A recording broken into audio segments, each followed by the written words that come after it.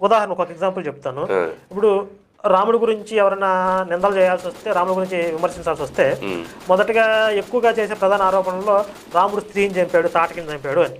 అక్కడ తాటకిని చంపడానికి రాముడు చాలా వెనక ముందు ఆలోచించి చాలా మదన పడ్డాడు. స్త్రీ కదా చంపాలా వద్దా అని చెప్పి చాలా అవకాశాలు ఇచ్చాడు.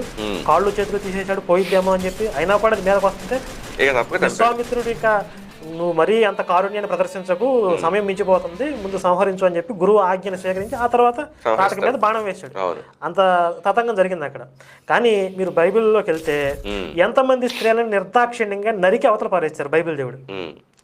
బైబిల్ దేవుడు ఆ సైన్యం దయతలిచి వదిలిపెట్టేస్తే కొంతమంది చంపకపోతే ఏమనుకుంటారు, మీకు బుద్ధి ఉందా లేదా, అసలు నా ఆజ్ఞ అంటే లెక్కలేదా, మీకు వదిలిపెడతారా, మొత్తం అందరు నరికి అవతల పడాడంటే స్త్రీలని చిన్న పిల్లల్ని నిర్దాక్షిణ్యంగా పీకలు కోసి పక్కన పడేసి.